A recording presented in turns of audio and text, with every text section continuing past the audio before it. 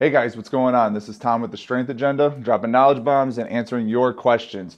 Latest question today is how often should you compete?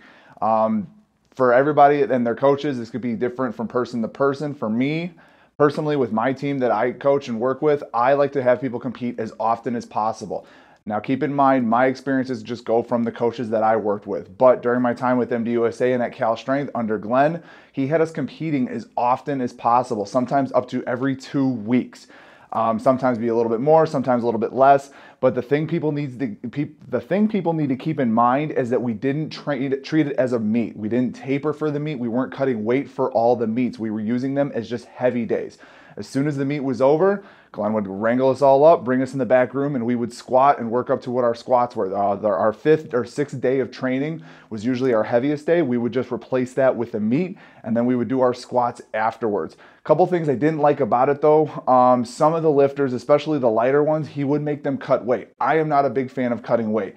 In my opinion, during a calendar year, you should maybe cut weight 2 to 3 times.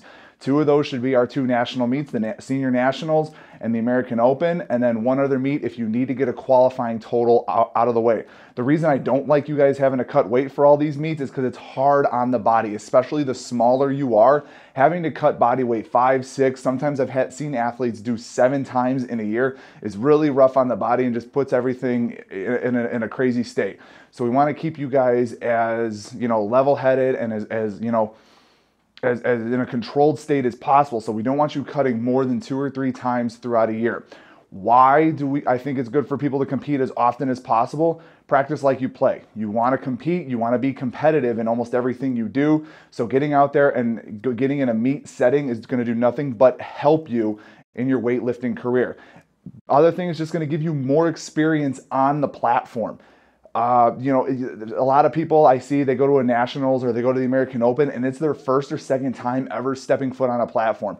That doesn't bode well in the experience department, and sometimes it makes a big difference. When you're at a national meet, you have 3 judges, you're up on a raised platform, all the lights and all the attention are on you. You may not get that at a local meet. There may be a bunch of other things that are going on around you. So having that extra meet experience can be helpful once you get to a bigger stage. Also, training does not mean you have meet experience.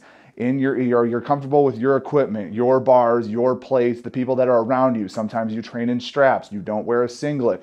Whatever the case is, how you train is not necessarily how the meet is going to go. So we want to make sure that you're getting out of your comfort zone, getting out of your element from time to time, and experiencing different things. Any issues that may come up during the meet. You may have a clock stoppage. You may have to sit for an extended period of time. You may be on a 2-minute clock having to follow yourself. You won't get to pick your rest. Going back to the training thing, during training when you're going up to a heavy attempt, you determine how long you're going to rest. Sometimes at a meet, you don't get that option. You may only have a minute or 2 minutes after you completed your last attempt to go ahead and take the next one. So the other thing for me as a coach, it helps is identify what type of athlete you're working with.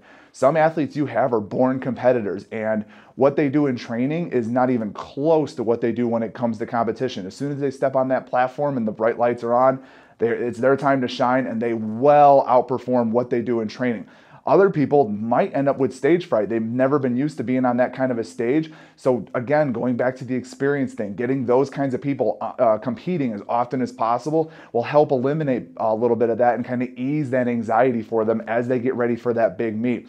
And then the other thing, some people might not want to ever compete, and you can find out by competing at as many meets as possible whether that's for your athlete or not. I have numerous athletes here that I work with that they just want to come in and train. The thought of competing isn't even slightly amusing to them, and that's okay. Competing at a bunch of meets locally and as often as possible will help you figure that out, which athletes you're working with.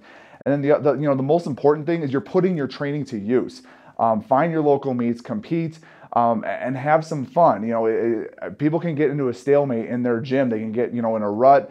They might not just be progressing the way they want to. Sometimes taking them out of the gym, taking them to another facility around different people and having them compete will help them. It'll kind of rejuvenate them, give them that little extra boost that they may need. They may hit some lifts they didn't think were capable, and then they can take that momentum back to the training facility that they are coming from.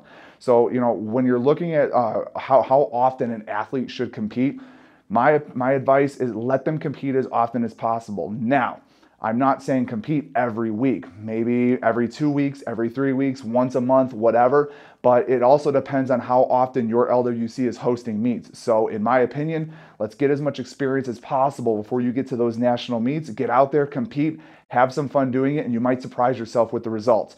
If you guys have any other questions or comments, please go below, write them down in there, or contact us on our Instagram or our Facebook page for any other questions you may want answered. Until next time, take care, guys.